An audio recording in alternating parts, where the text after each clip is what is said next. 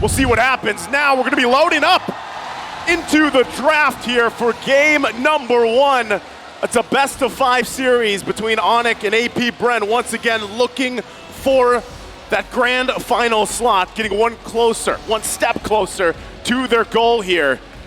And we'll see how they want to pace this draft. You can already see the Fairness being taken out, but where are they falling here? Once again, with the draft, the bans, Minotaur, Kaja, Valentina, heroes that are constantly picked up or banned out. This is the right course, though. Again, game 1 here, ONIC on the blue, APBR on the red. Something really interesting about this, though, just to start off, the Fermis during group stage wasn't the most popular band. It was sitting at like number 8, number 9 slot in most picked and banned. And over the past of knockout stage, it has shot up. It is even more picked and banned than the Matilda right now. It has just become a pick so important to so many teams. And then another interesting ban on the side of APBR, something that we're not seeing a whole lot of teams do, is banning out that Kaja, showing that maybe they want to try something a little different, want to maybe try something a little more fast-moving, maybe some, something with dive potential, something like the Joy that is open right now, something like the Nolan that is open right now. Both teams leaving so many of that Trinity kind of open right now from the jungle side. Okay. Those being open, if that is not a Joy ban, are we expecting the Joy or maybe even the Bruno? It's interesting not to see assassin bans against Kyrie, right? That's been the main way of attack for a lot of the teams, main angle to attack. It's Kyrie. It seems like for APBR, they've decided to go a different route here. I like the Bruno ban coming through here to get CW off of a pick that he's been phenomenal on. Heck, I feel like CW, this tournament has just been phenomenal. He has been the highlight for me in the knockout stages alongside Mr. Marco. All right, but someone else is open. Yeb's going to pick up the Nolan. So I'm wondering, does Ducky have a plan here, right? what is... Phoveus isn't banned out. Phoveus is open. First pick, are we seeing that, on for the side of APBR? I don't think so. I think last pick in the first phase. I think you want to get the Bruno. You want to get something very strong up front, something powerful. Because if you're giving up the Nolan and the Bruno, that is a huge problem. So Bruno, Gwyn. I think that's a good plan. They already locked in the Gwyn, but no. Matilda. They go Matilda. That's open as well. You can at least provide some of the mobility, the utility that Matilda brings. We've seen a lot of playmaking happen from other teams as well. Just utilizing this hero, and we know it's banned quite a bit, honestly. So 2 heroes now that kind of slipped through the cracks so far for this first phase. I love, and I'm wondering, Ducky coming into this game, it's like, this is what we're going to do. We're going to leave a lot of things open and see how things go. This is a great game to kind of test the boundaries, test the waters, come into game 1, and both coaches love to do this. We saw it from Coach Yeb, letting the Benedetta, letting Kyrie play the Benedetta. It's a great time to test things out, but giving up the Nolan and the Bruno is pretty huge here. On the side of APBR, we do have some great divers. We have some great engagers with the Gwyn and the Matilda. We've seen some of those heroes fall before. They're going to pick up the Rizla. And we got a little bit of some information. Sky is the limit. Wow, ONIC has the highest goal lead difference against opponents with an average of 8,245 per game. That's crazy. An average of 8,245. If there's a rich guy, there's got to be a rich team, right? So far, ONIC are the rich team of the tournament, but APBR are definitely looking to take that away. You can see the emphasis, huge emphasis around trio mid-control with the Guinevere, the Matilda as well. They want to get in and get out as fast as possible to secure neutral objectives. And when ONIC goes for more damage output, APBR goes for more maneuverability. Thing is about ONIC's comp here, aside from the Bruno, is it's dodgeable, right? The Nolan and the Terizla, both these heroes, if you dodge away from it, most of the damage will actually be negated. And for APBR, this is the pick that we already spoke about. It is bound to be picked up when the Nolan is left open and the Phoveus is left open. So that leaves the question right here, Trex, is you kind of know, all right, we picked Nolan, we're probably going to have to give up this Phoveus. We didn't ban it out, it's going to be taken. So if you're ONIC, how do you build around this to go ahead and kind of go against a counter already against the Nolan? I mean, you have a few options, right? You could go for the old overload strategy. You can go for something that maybe heals you up a bit, go for maybe the more sustainable roamer, something like the Raph, or you go for something, I think the Diggy could fit here a little bit against the Gwyn, against the Matilda. If APBR wants to even huddle down more onto CC, it could be an answer, but it's definitely something that could get slotted last here. On the side of ONIC, though, I think anytime going against a Phoveus, another good idea is just try to muscle down on it in the early game. Try to slow down Phoveus as much as possible, because if he has a rough early game, it can really kind of push him back into the super late game comparative to the rest of the heroes. Yeah, and with that, Brody's going to be taken out, a hero that is traditionally the matchup against the Bruno, right? This time around, it's taken out. We know how the statistic played out up to this point, so that might go ahead and just be like, hey, ONIC, we're okay letting Super Marco possibly just play the Claude again. You know, go into that matchup, deal with that. But then the other thing, too, is what do you put in the mid lane? ONIC, do they want to put Sans again on this Novaria pick that has worked for him so well through the course of, you know, just M5 alone? But real quick, too, looking at the Matilda comparison between Keyboy and Ogwyn, how's this looking, Trex? I mean, right now, Ogwyn with an 80% win rate on the Matilda on the side of ONIC. Keyboy with a 66.7. But honestly, ONIC hasn't been favoring the Matilda as much as a lot of other teams. Overall, KD, Ogwyn sitting at #1. I mean, it's a tough call to make.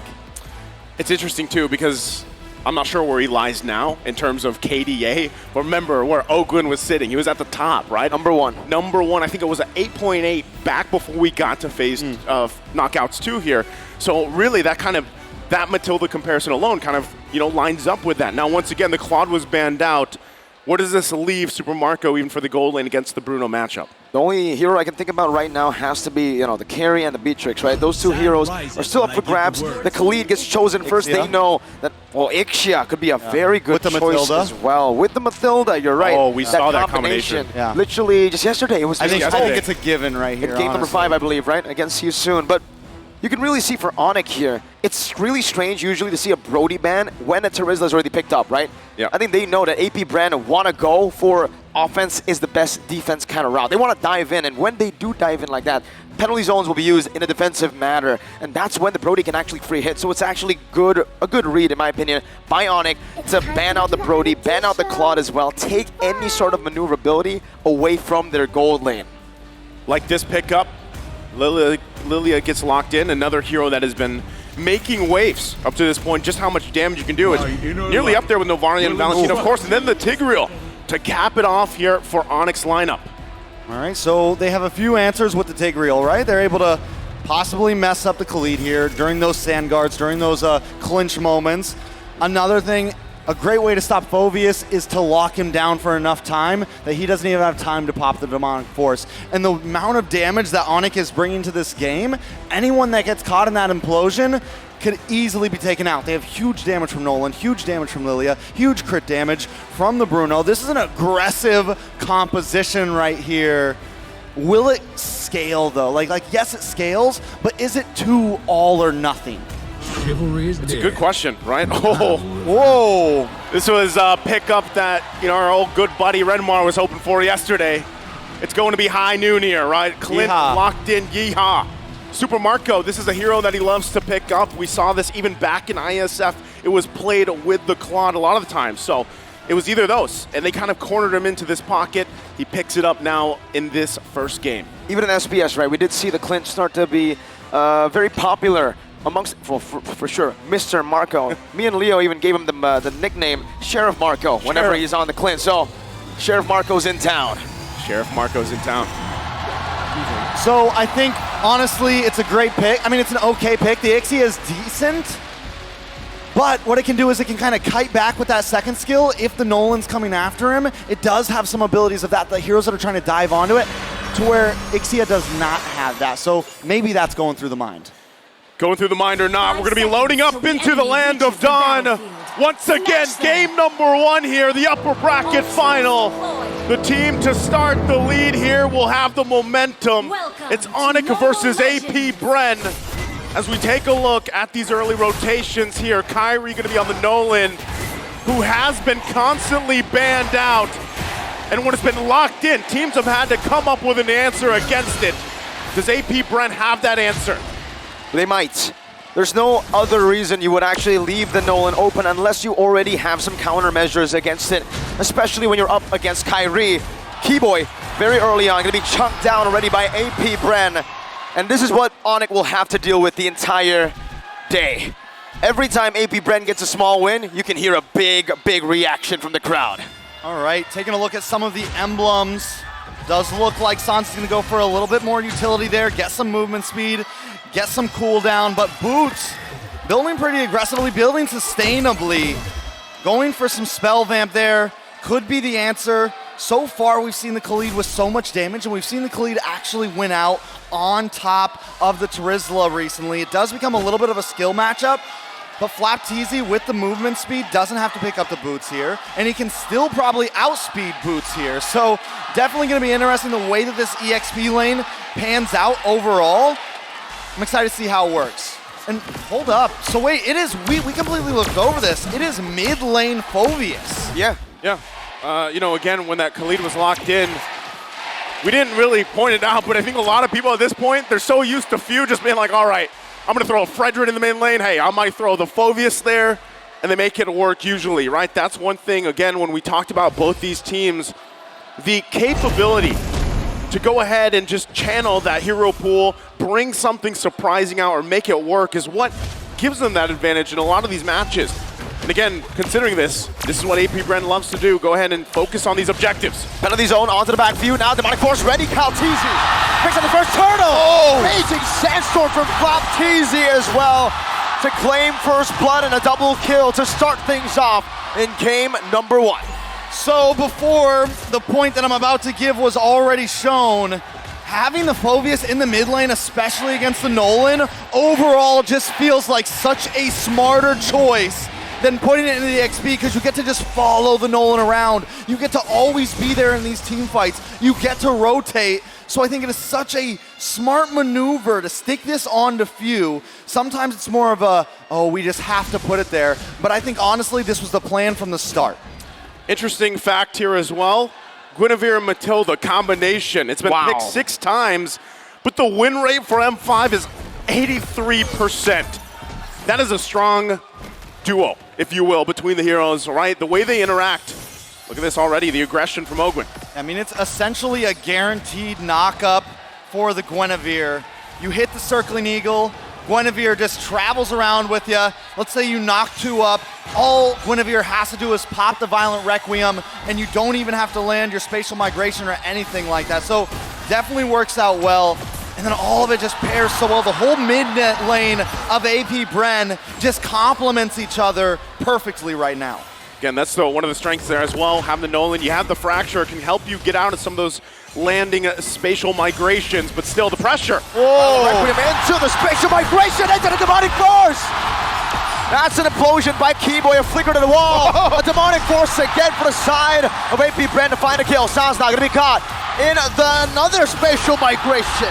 They're styling on ONIC in the 4th minute of the game, stealing the purple buff away. Not only are they styling, but this is the APBR you do not see all the time. Normally they take it slow. Normally they strangle them, but right now they are slamming into ONIC at full force. The 2.3K lead, they've garnered themselves now the second turtle here. ONIC, though, despite all that, still want to go ahead and focus on this, but APBR making their way for the fight. Risky move, Flapteezy poking Boots down right now as Ogwyn flies by Keyboy. Knocks him off with the Circling Eagle. Sans is looking for an angle. Kalteezy on the turtle. Penalty zone coming down as well. That's going to be Kyrie who secures the turtle. But a Violent Requiem. Spatial Migration with a Raging Sandstorm knocks 2 up. And it's a 2-kill trade for the neutral objective. Was it worth it? No. Probably not. But he got the turtle. Kyrie is having to put in extra work to just get these objectives even close, but every time APBR has an answer. APBR is everywhere right now, all at once. And like I said before, you don't see him play like this very often, but I think that was part of the plan. Let's catch ONIC off guard. Let's come in like no other team is going up against ONIC. Like most teams come into the game a little bit worried. They want to take it slow. But APBR knows their strong points. They know they have the ability to bully any team in the bracket. And ONIC, for the first time in a while, is feeling that pressure. Again, as they put the pressure in the jungle. APBR wants to work around this lead real quick. Items, how's it looking here, Trex? So far, the main thing I want to point out is into this gold lane. Neither of them oh, wait a second. Another penalty zone into an implosion right now. Comboed in together with a guiding wind. They're able to get out, but the Violent Requiem once again comes down to turn things around. Requiem getting one final shot to the force. Kyrie dashing away, but Hugh is inevitable. San's getting gunned down by Sheriff Marco. 3-0. 9-0 at 6 minutes in. What is going on? The Hive is buzzing, and ONIC is having trouble keeping up. Back to the items now. Kyle Teasy is on fire, 4,300 gold. He's got almost a full 2K gold leader, a 1.5K gold lead over Kyrie right now. Kyrie has only gotten in the Hunter Strike. On the side of Kyle Teasy, we've got the Dreadnought. We've got the Molten Core getting started. I mean, it is becoming a problem. So let's think about it here once again, given the fact that AP Bren heavily in the lead right now, most likely we'll be able to just secure this turtle as well. The third one of the game, it's better for ONIC just to wait, buy time, get to a point where you are online. Kyrie has struggled for the majority of this. Sands needs a couple items as well in this Lilia to help pump out the damage. And with that, the next turtle's taken here for AP Bren, and they go right for the purple buff, but Kyrie does not get it this time. Kyle Teasy. He's feeling a CW now. In that goal, gonna be dove on. He doesn't even need Calteezy to jump on him. It's Trooper Marco who gets him down with the quick draw. Yeehaw. Yeehaw, partner. And he just locked in the Berserker's Fury for Super Marco. He's gonna be unloading. He hasn't even come into the equation yet. ONIC, on the other hand, oh, wait a second. Here we go again. C2. Spatial migration of the Violent Requiem into the Raging Sandstorm. The Wombo combo once again under the tier 1 to catch Keyboy for the 4th time in this game. 11-0. AP Brenner slaughtering ONIC. And Flap Teasy just got in the Blade of Despair as well. A lot of time he won't build that up front, but when you have this much of a lead, you are just gonna hammer that item in. And now that is gonna put them even more ahead. That double combo that they've been landing every time, the Violent Requiem onto 1 or 2 members, Flap Teasy comes in with the Raging Sandstorm. How does ONIC even compete with that? Using Keyboy right now on the Tigreal, I'm wondering whether that was a good pick. I was wondering if they should go for something a bit more supportive. They went for the aggressive Tigreal, but the thing is how can Keyboy catch any of them? The movement is everywhere, from the spatial migration, the guiding wind, all of the above. It just seems like a very tough game for ONIC. Tough game as well for Kyrie as in terms of the jungle. Resources go. Flap Teasy though, look at the damage, but Boots gonna fight back. Okay, both ultimates used. Once again, Kyle. Spatial migration, the fracture grants Kyrie is from everything else. Ogwen's perfect circling eagle into Kyle Teasy's Requiem. Again, difficult game here for Kyrie and everyone for ONIC. The layering of ultimates is just on point from AP Bren right now. Lord gonna be up, and they have all control right now in this game in the 9th minute, as this first Lord will go to AP Bren undecisively. AP Bren, 8.8 gold lead. They're at the average, bro. They're at the average. They're at ONIC. They're passing ONIC's average right now. I don't think ONIC was prepared for this type of aggression in game number 1. I think they completely got caught off guard. ONIC right now in complete shambles of game 1. Look at that. I know it's a long series. Look at that. But Kyle Teasy feels good. Kyle Teasy's feeling good, as he should. Alongside, once again, the 10,000 gold lead now. We have to say that we have seen things turn around before, given 10,000 gold leads, but at this point, it just looks like ONIC doesn't have the potential to find the setups they're looking for, even with a Tigreal combo. The Wombo combo is not there for them because the damage is just not online yet. Even CW, it's taken him so long at this point to get to where he needs to be on the Bruno. But now they have to deal with the Lord topside and AP Bren knocking on the base of ONIC as they approach into it. Looking for the siege with the first Lord of the game up top. Boots holding it down right now, but the Circling Eagle does come through from the side of Ogwen. Knocks Boots up just a bit. Calteezy pushing some damage as well. Kyrie with a fracture. Not with the fracture, just with the passive alone. Takes the Lord down. Still value for AP Bren, but Keyboy spot out. Flap Teasy with a few slashes. A good shove back for the rest of the team, but that's a flicker burnt out by Keyboy, and that's even more value for the Bees. A good play by Keyboy there. The average roamer may have panicked, hit the implosion. He knew I just got to get out of here. If I hit the implosion and try to force my team out when we're at a 10K gold deficit against AP Bren, it's just not a smart play. Taking a look at the items, right now Super Marco getting decked out. Looks like he's going to be working into the BOD next. Once he gets out, then it's a lot of trouble. That's a dive all the way. Calteezy able to knock up one. Ogwin doing a little bit of that capitalization, but ONIC were still able to fend off of this defense. AP Bren falling back, playing it disciplined. They are calm. 12-0, 10,000 gold lead. That's big bounties on the board if they lose their lives. Yeah, they gotta keep it together, right? Take the discipline route. Now the one thing too that has been pointed about AP Bren in M5 specifically is the chance that sometimes they do let these leads kind of slip out of hand a little bit, right? But for the most part, they're able to keep things under control. Now this time, ONIC looking to punish a mistake from AP Bren.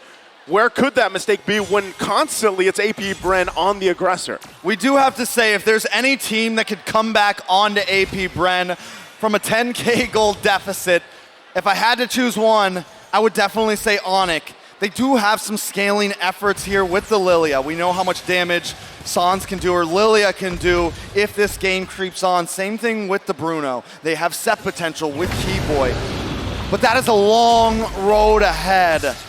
They're gonna have to defend this now. They do have Kyrie. If Kyrie can go for some sort of, magic Lord steal, which we've seen him do before, it can buy time, but he has to do that on a solo mission. And that is a solo death mission at that, but it would be worth it. As long as the other 4 members stay up, if he goes down for a Lord steal, it could be fair.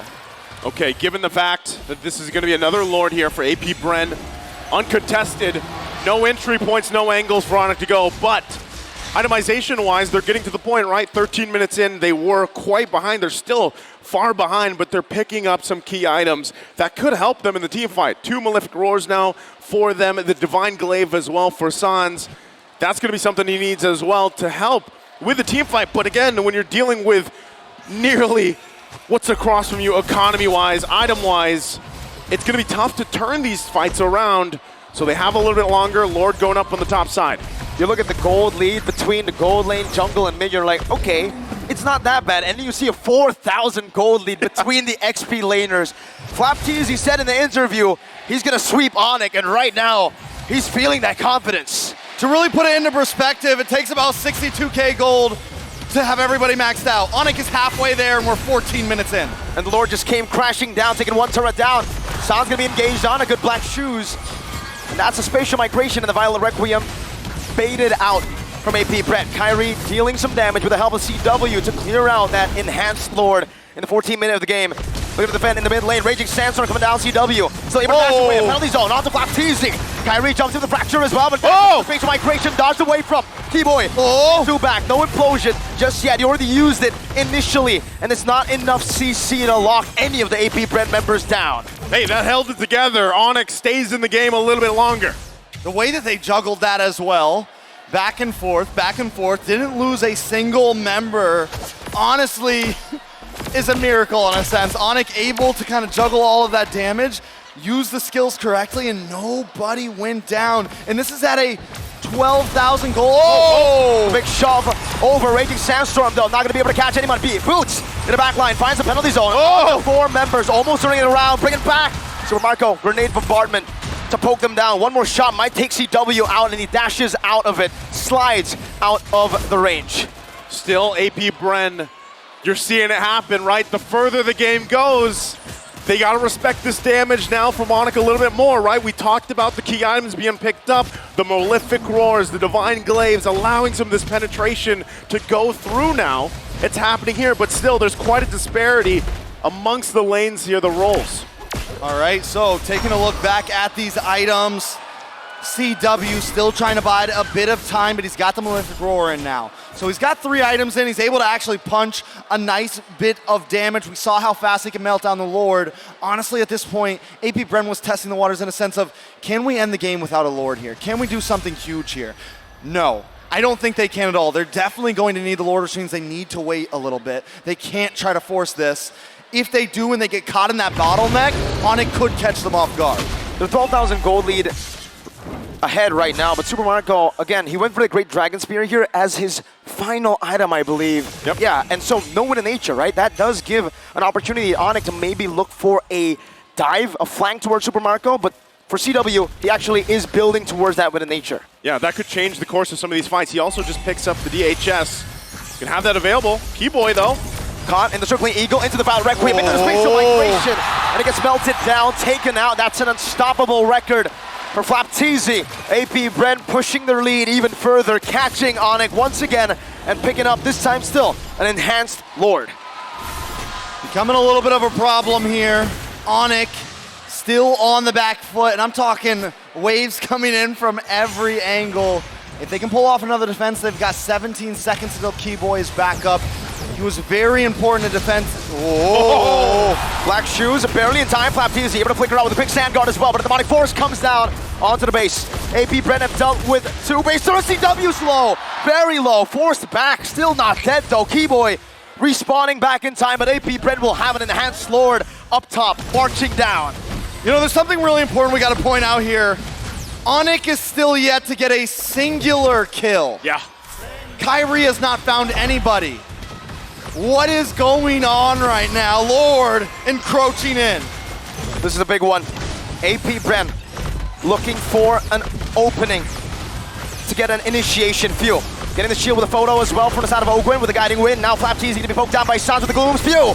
Caught off guard. Has the Winter Truncheon. Has the guiding wind. Gets out. 3 base turrets and AP Bren decide we're out of here. They're out of here, and ONIC still looking for a kill on the board, and even a turret. They have no space to work around with right now, but one thing's for sure, they're fighting. Their base is fully exposed, but the damage is getting there. Once again, they're working towards it. Kyrie onto his next item as well. But again, how many times can you let that happen? How many times can you defend against that Lord pushing in now that your base is fully exposed here? The gold lead has bloomed to nearly 16,000 now for AP Bren. Flapteezy still having that immortality will be fine. But once again, it's kind of the waiting game, right? They're going to wait nearly the 1 minute for the Lord unless they can get a pick off. So it took about 5 minutes for them to move from 30K gold to 44. So for them to get to that point where the gold doesn't matter anymore, we're talking about at least another 5 or 6 minutes. Can ONIC last that time to where then it just comes down to plays? Then it just comes down to the movements on the map. Circling Eagle coming down onto Keyboy, knocks 2 up. It's Kyrie and Boots right now, and they're looking for a re-engage. That's Flapteezy, who's able to steal away the orange buff from ONIC. A retribution used up, but it's going to be back on time for that Lord. Let's go ahead and think about the possibility here of, is there a chance that ONIC can actually get in position to possibly steal a Lord at this point, right? This is, Black Shoes baited out. Flapteezy taken low though. The demonic force is ready. Fuel decides to go. Fighting tackle out. Flapteezy only losing immortality. Sounds gonna be able to kite away for now. Kyrie's waiting in the midst. Fuel coming down. Keyboy with a lot of damage, with a whole lot of CC lockdown. Kyrie tries to shut down the fracture as well. Sans still able to kite away. Flapteezy looking for one final hit with retribution. Slows him down. Sans pops in the Black Shoes. Flapteezy not able to dish out enough damage, and Sans gets out in time. Boots still alive. ONIC still alive. 1 for 1. My goodness. they're on the board. Finally a kill on the board. 1 for 1. But honestly, that is a win for ONIC. A trade at this much of a deficit. 10K more gold is what ONIC needs here. But you asked if they could go for the Lord. I think at this point, it is definitely possible because AP Bren has hit their peak in power at this point. ONIC is only going to continue to go up as they get more items in. Everybody's essentially decked out on the side of Bren, and we're already seeing ONIC start to contest. CW's back. Flapteezy now, only now is he starting to march into that Lord pit. Keyboy's trying to reset it the best he can. Topside wave still coming down onto ONIC's base. They need to be able to do that housekeeping. They're going to have to deal with these waves. Meanwhile, AP Bren going to keep the Lord less than half health for now. They're going to send CW back to deal with it. Flapteezy also putting the pressure. ONIC's going to run back. Ogwin using the Circle Eagle, but nothing can happen just yet. Kyrie, though, he's got to get out as well. But the Lord 20 minutes in, CW had to move up top. They had to send him down. Not a whole lot they could do there. Maybe switch over to Boots, but they want that engage. They want to try to give Kyrie enough space, and I get the idea, right? CW, yes, he's their damage dealer, but I don't think they were going for a team wipeout or anything. They're going, let's buy time. Let's get a moment where we can CC everybody and Kyrie can steal the Lord. That was denied. Taking a look at the items, everybody on the side of APBR is decked. Can ONIC defend this Mirko? Not too sure about this, man. I mean, 13,000 gold lead for APBR, but like you said, the later the game goes, ONIC will make that gold lead irrelevant. Kyrie's dealing some damage. They're actually holding out the waves. Yeah, with that too, Super Marco is going to pick up the Wind of Nature for this fight. It comes down to this Lord push as both teams poke back and forth. Winter Truncheon already used up by few. He swapped into Immortality right now. CW to be brought back to the team right now. Is a Raging Sandstorm. Will be hours away from by Kyrie. CW pops into Wind of Nature, able to dish out some damage. Kill. The base is wide open, but it's going to be cleared out. Sans in the back, doing some damage. Immortality's falling left and right. APBR losing members. Now teasing with the patient by break. Base, an implosion, and just like that, the Sky Kings descend from the skies back to the Philippines. I've got chills right now. What is going on, ONIC? At 22 minutes, making the comeback. Are they going to be able to run this down mid? I said let's dream earlier. What just happened? Taking a look at the instant replay presented by Kadia. It just unfolds here. Masterclass Keyboy finds the implosion of a lifetime. Keyboy, that one play. Now the base is wide open. One straight push. Is it all they need? ONIC! What in the world was that? It should not have happened. It couldn't have happened. It happened. It happened here. Game 1. Killless, turretless, 14K behind, and ONIC comes back and takes game 1. We're talking at 15 minutes. 0 kills on the board. How? Nothing. How? It's ONIC time. Oh man. I have nothing to say. Again, when you count them out, that just happens again. Fully exposed base, everything going in favor of APBR, and they turn it around. All they had to do was buy time. They knew their goal. They knew the assignment. They knew their objective, and that clock was ticking. I called it from around 13 minutes. They need just a little bit longer. I'm sorry, casters, we gotta take it away, but even for us, that was an incredible game. 22 minutes. We've held it. I have held it.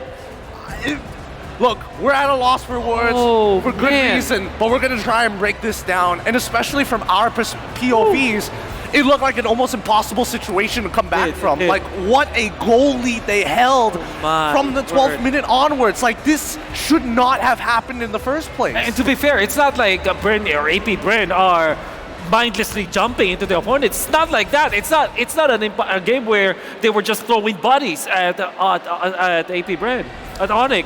It's crazy. But let's break it down, right? There are so many MVP performances that you would give to the side of APBR, but this guy, oh my God! Give it to him. Give it to him. The God play at 22 minutes, flickering in to catch 3 and turn this game around. This is what we call a revolution. This is the moment where it's like, enough oppression. It's time for us to be free. After the updates on the Tiger, where you're able to kind of suck your opponents into that big bubble, into that implosion, you would think that, okay, yeah, surely that is going to be a broken ultimate, right? But nobody actually used it like that. Keyboy used the dash as well as the flicker in combination with one another so that he's able to land that beautiful implosion at the end. The timing and his patience was just so good. It's one of those moments where you fail to imagine how he's able to pull it off. Right? Exactly. From his POV, all he sees is just a leg.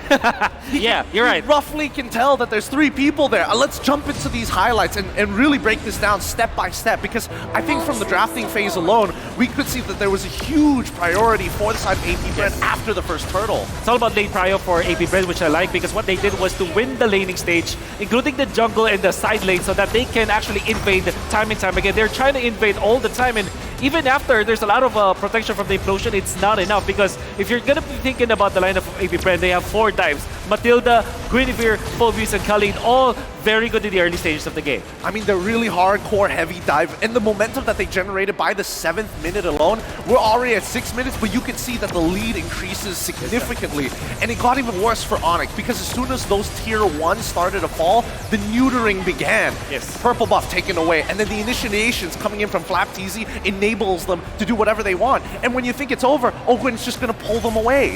If anything, AP Bren just showed us how to jungle choke. They had a wonderful way of doing it. They cleared the waves in the middle, and they make sure that 4 of them will be into that purple buff at the most perfect time, and they will try to just do it their best. And I guess it is one of the better initiations coming out from ONIC, but I didn't think that there will be another like this, especially after AP Bren secures the Lord. Obviously, Few got baited into that spot. Look at T-Boy. Look at that flicker and that dash. You would think that he was targeting Kaltizi, but no, he wasn't. He utilized the flicker so that he can skewer the other people to the backlines.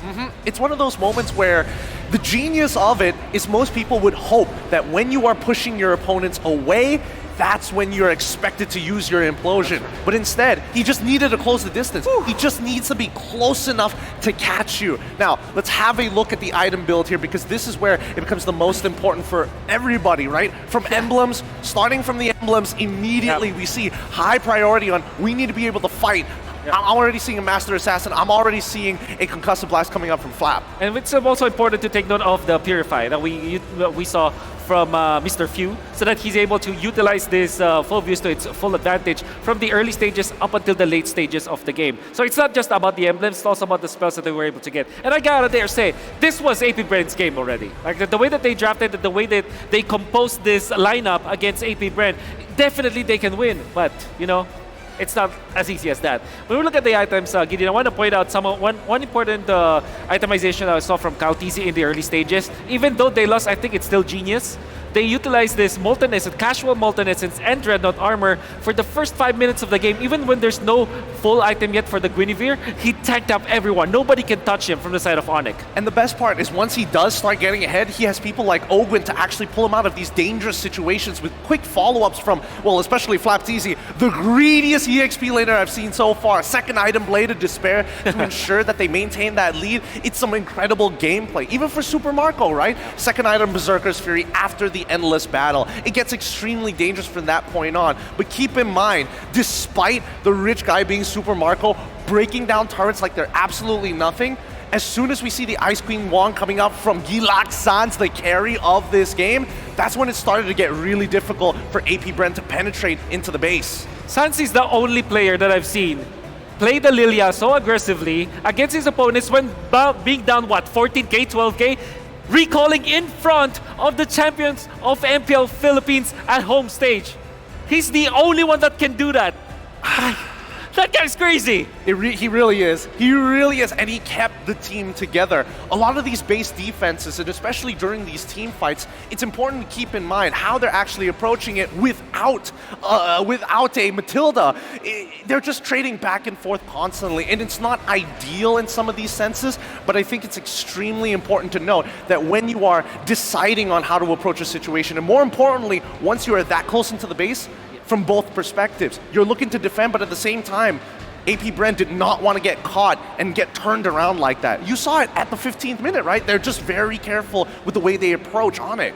And to think about the composition of AP Bren, it's not like they don't have a lineup to end the game. They have a Clint with enough range to be safe while taking down the base building. Few was baited into the backlines with the ultimate again from Sans, which again, Sans outplayed so many members of AP Bren in this particular match, and this is what we expected. It's a Few versus Sans matchup. And you shade of black and yellow for sure. Absolutely disgusting. I mean, from both of these teams, they have absolutely crushed what the metagame is to most people, right? You're thinking that Tigreal, he's out of the meta. No. M-Series has proven that he's worthwhile, and I think Keyboy this time